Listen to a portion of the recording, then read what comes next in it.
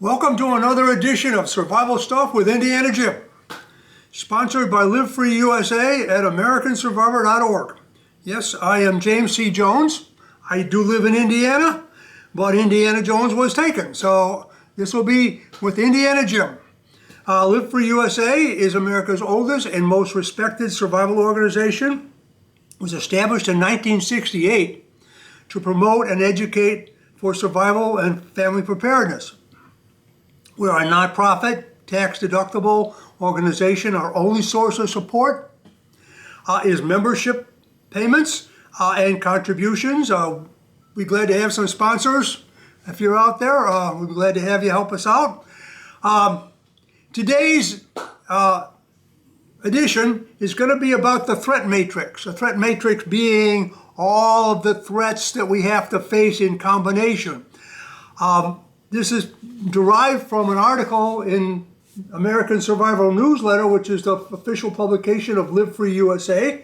If you join Live Free USA online at AmericanSurvivor.org, you can download all the back issues, and we send this out to you via the website every 2 months. Or you can actually give us your address, and yes, we'll put a stamp on it and mail it to you. But this is the threat matrix for 2022 and beyond, and it goes on at least for another decade or so, and well beyond that in some cases. But this isn't the first time we've done this. We are, I guess you'd call it a holistic survival organization. We started with out in the woods, and then rock climbing, and how to start a fire, and camping, and wilderness survival, and then we got into civil defense, and we got all those other things, and now we look at the whole situation of what every American family and every individual has to face as a threat to their life and freedom. Now, we also have had in the past, back in 2008, storm warning, which we talked about the same kind of things that are happening right now. We predicted quite a few of these things. Last year, we did a threat matrix, 2021 and beyond, and we're constantly adjusting this. You have to be able to anticipate, and by the way, of my 10 principles of survival, which I've done a video on and which is on the website also. The first one is anticipate. And you have to be able to anticipate what's going to happen before you can prepare for what's going to happen. And so we're going to talk a little bit about that. But we're going to talk about basically the kind of situations, the things that are coming up, the things that are coming at us and are going to be coming at us more frequently as time goes on. Back in the good old days of Live for USA, when we started out, other than the outdoor survival, our primary focus was on Russia, the Cold War, and the possibility of a nuclear war. It's funny to sort of say that we missed those times, but we only had one thing to worry about, really. The economy was great. Crime was reasonably under control. There weren't a lot of other things going on. So we were worried, either it was going to be Armageddon, a total nuclear war, or everything was going to be kind of okay. So that was kind of easy to prepare for. You got your pack, you got your shelter information, all that kind of stuff. And I remember those days, I don't want to say fondly, because that was a scary thing. By the way, that potential is still there for that to happen. But now we have a matrix of problems, a matrix of threats to our life and freedom as individuals and as families and as communities. So I'm going to talk a little bit about those. We looked at these things as interlocked, in that, for instance, we saw that the pandemic caused an economic problem. It caused a civil disorder problem. It caused a crime problem. It's caused a number of other problems in the world and in our society and in our lives in general, and it's causing more as we speak right now. But we predicted the pandemic as the number one threat to be prepared for back 10, 15, 20 years ago. We were talking about this is the most likely thing to happen. Yeah, nuclear war, all those, a big meteor, all that kind of stuff, electromagnetic pulse.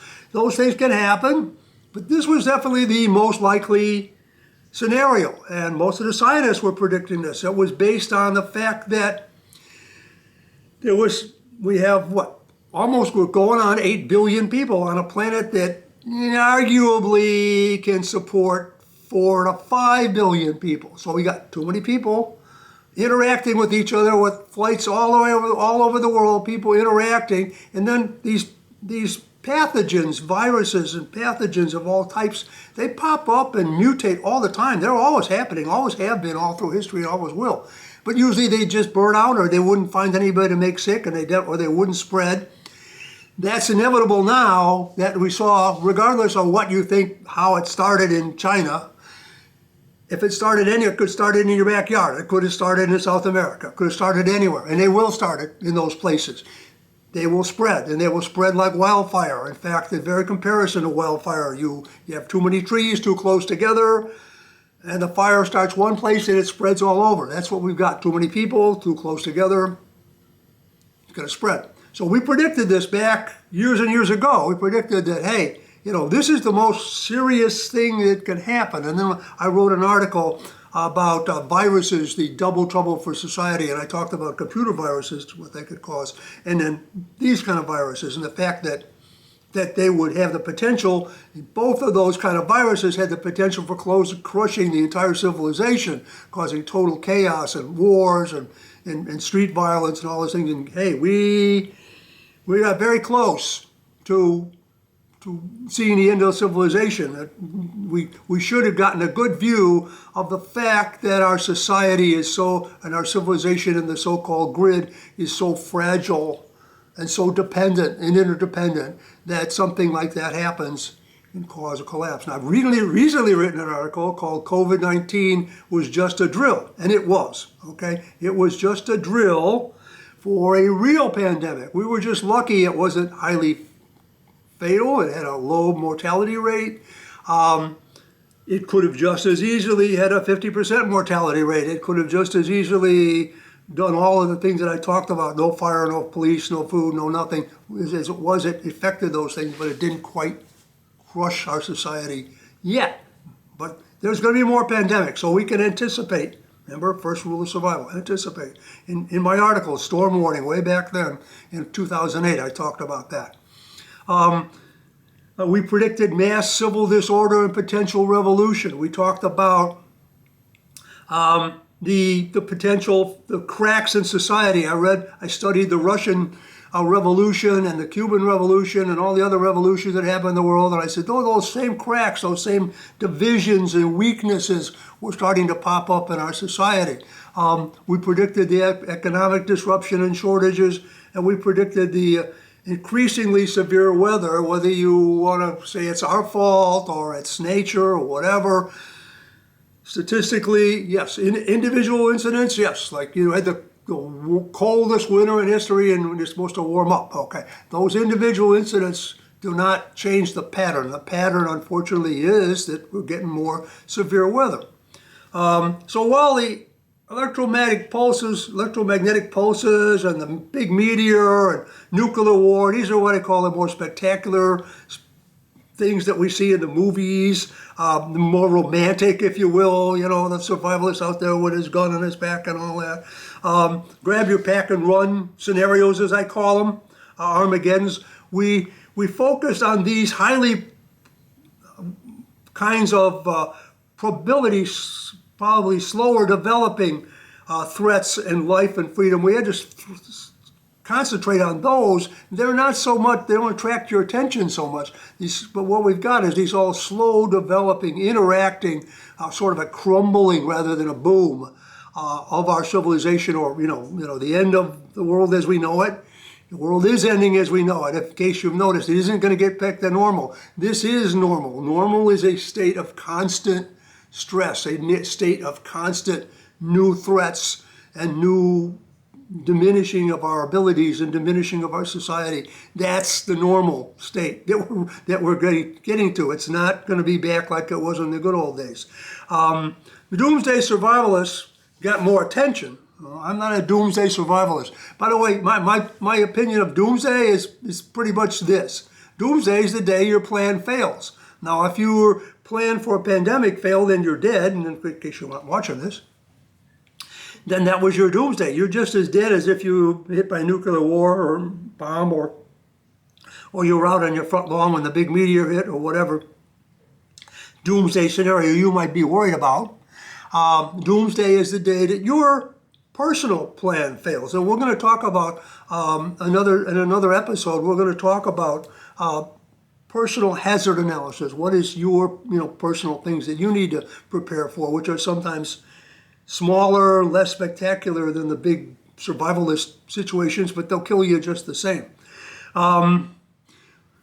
So we have this apocalyptic thing that's upon us, and the more the population realizes that civilization and the so-called grid are this faulty, and the responsible citizen should be getting together and focusing on long-range self-reliance and preparedness for multiple threats to their life and freedom outside of just the big Armageddon situation.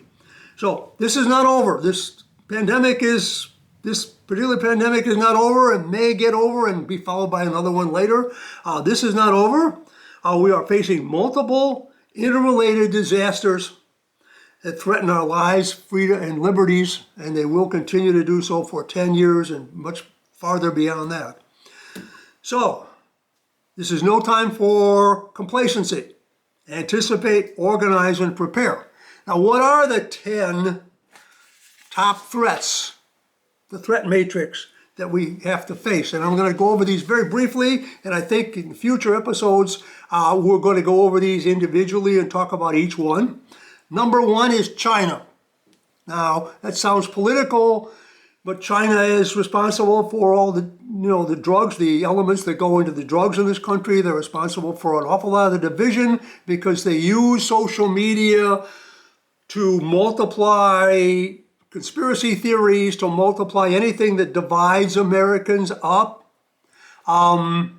There's an old saying about how you don't have to defeat an enemy's army, you just have to defeat their minds. And they're doing a wonderful job of that. There's lots of history about how Germany won the World War I against Russia, although they lost the war overall, because they put communists back into Russia and used that to create division and create a revolution, and then they took advantage of it.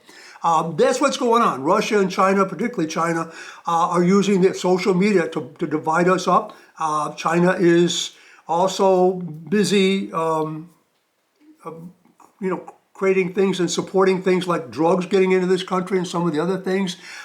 You notice, by the way, China is not distributing any vaccines to third world countries like we are. China is not helping anybody. China did not give us free respirators or free vaccinations or anything else like that in the situation that they caused. Instead, they took advantage of it. They're constantly aggressive.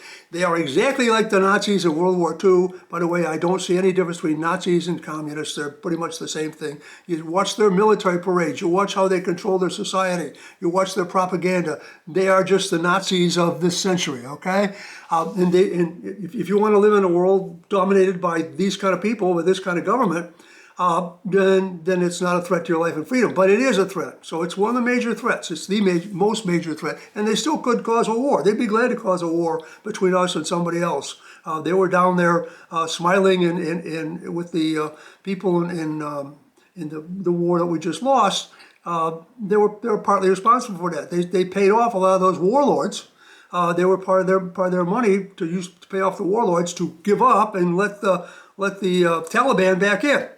So, we'll move on to the other one. Pandemics. Pandemic is coming again. Pandemic's here now. There's going to be more pandemics. There's going to be more deadly pandemics in the future. You could talk about masks. You could talk about vaccines that they might come up with or they might not come up with or whatever. You could talk about lockdowns, whatever you want to talk about. The best and probably the only really effective way for you to protect yourself against a really deadly pandemic is to be able to stay home and end contact with other people for 3 to 6 months. Now, that's a big ask, but that's the only way. Oh, the government's going to make me lock it down. No. Who cares what the government wants you to do? You need to know what to do. You need to have a plan. You don't have to worry about what the government tells you to do. Don't do things because the government told you not to. Don't do things because the government told you had to. Do things because they're smart and they're good survival information, good survival tactics, okay? Excuse me, yeah, I'm drinking out of a canteen cup. Civil unrest and revolution. It's here. It's going to be more of it in the future, no matter which side wins in the next election. The other side's going to get revolutionary and get violent. It's a sad situation. It's something we have to be ready for. I know a lot of friends that really didn't want to have a gun or didn't want to have any defense for their home that live in an area that's fairly peaceful, and now they're thinking, hey, you know, last time they came within 2 blocks of my house or they were coming down the street or whatever, I'm going to have to defend my own house. I see that the police do the best they can. I'm a volunteer in police service myself, but there's just so many policemen can do when thousands, hundreds, and even thousands of people are becoming disruptive and disorderly and destructive and looting. Then you have to take care of yourself. That's coming. There's more of that coming. Economic decline. The economy. I'm an old guy. Okay, the economy has been declining since the '60s. We just refuse to acknowledge it. The economy is getting away from America. You can't imagine the difference between the America we have now and the money you have now. And the economy that it was back in the 40s, 50s, and early 60s. In the old days, in my family, in the block that I lived in, none of the women had jobs. They all stayed home pretty much. So you had one income. Everybody had a nice new car. Everybody paid off their house in 10, 20 years on one income. Now you have two people working. They still can't pay for their house, their car, and pay their bills. So what happened? Obviously, the dollar's worth a lot less. A lot of the factories are closed. People don't have any pride in production. So bad situation. The economic decline. It's going to continue. Get ready. Make your personal economy be able to do different things and get on top of it. Get more education. I said one time, poverty, being poor is a terrible, terrible survival plan. Okay. Cyber attack and artificial intelligence. I could get into that for 4 hours. But basically, we are very vulnerable to cyber attack. You've seen it where the hospitals have had to shut down. And by the way, the Chinese, they know your medical history. They know your financial history. They know all the kind of things you do because they buy into the financial companies. They buy into the medical companies. They buy into the hospitals. When they buy in, they get access to all their records. So they know all about you already, and they're ready to use that to your disadvantage, to say the least. But, you know, and then they can shut these things down. They can shut our water system down, your sewage system down. We don't know. A lot of people think that those programs are already embedded into our infrastructure and that Russia, China, and other countries can shut these down, which would be obviously tremendous amount of destruction and disorder. War is still there. Live Free started worrying about war, but we've already just ended a war, which we lost, by the way. I think we have to admit we lost that war because, you know, after 20 years, you're still taking your shoes off at the airport. You're still doing all that stuff. We're spending billions of dollars on security that we didn't spend before. Thousands of American lives were lost in that war, and yet here we are just as worried about terrorism as ever. So we have to admit that, we have to deal with it, we have to, as individuals, we have to start becoming more alert, more aware of those kind of things. But also nuclear war, we got some the old days it was just us and Russia, we're pretty well, you know, balance of force, mutually assured destruction, it kind of worked. Okay, the Russians were not real stupid, you know. But we got some crazy people out there with nukes now. And there's still a lot of missiles, thousands of missiles aimed at each other. It just takes a couple of code words and passwords and a push of a button and we're all toast, literally in some cases. We've written articles about how to deal with that situation, but nevertheless, it would be the end of the world as we know it, certainly. Revolution, we've seen the revolution coming. I don't think that was really a revolution at the Capitol on January 6th. But it was certainly not the smartest thing anybody ever did. It was definitely disrespectful to our democracy, in my opinion. But we've seen potential revolutions or pre-revolution signs on both the right and the left. The thing we have to understand about revolution as individuals is that very few revolutions ever come out the way the revolutionaries think they would come out, okay? In Germany, they wound up with the Nazis. The communists revolted. Then there was another revolution. Then eventually they wound up with Nazis. Okay, in Russia, they wanted to have a democratic revolution. They wound up with communists. Same thing happened in Cuba. Communists are really good at taking over revolutions that were well meant. American Revolution was pretty well one of the few revolutions that wound up coming out in favor of democracy and liberty. So we must be very careful and try to avoid a revolution, and we have to prepare to take care of ourselves under whatever conditions that might generate. Terrorist attacks, boy, the terrorists must saw what happened with COVID-19. I'm sure they're whipping up a batch of some bad stuff right now that they're going to try to use, and they've got resources, they've got money, so we can even imagine what may be in their heads right now, or what they're thinking of how to spread a biological warfare agent. By the way, many of my lectures way back 10, 20, 30 years ago, we talked about how biological warfare was the terrorist nuclear bomb. It's cheap to make, easy to distribute, and could kill as many people as nuclear war. Now the cat's out of the bag. We've seen what it can do, and the terrorists know this too. Of course, the terrorists also can make dirty bombs. Aren't really that big a deal. They only contaminate a certain area and they're done. If the terrorists get a hold of a nuke, that's bad too. They might nuke one city. But a terrorist biological attack, a really well-organized terrorist biological attack, could kill 2/3 of the population of the world. And you know what? They don't care. So, extreme weather. I'm sitting right now in my basement. A flood, about 8 years ago, flood came to within 30 feet of this house. That was first time that happened in 200 years. It had a tornado go through a couple blocks in the other direction a few weeks before that. That was an interesting year. But nevertheless, the point is that yes, I've seen a whole lot of weather in my day. I can definitely certify that I've seen more and more severe weather events, and this is more nuts and bolts survival stuff because we know about shelter in place, we know about what to have put away for emergencies and those kind of things, but you're going to have more of those, and especially if those happen on top of other kinds of things like an economic issue or a pandemic, like we saw in some cases.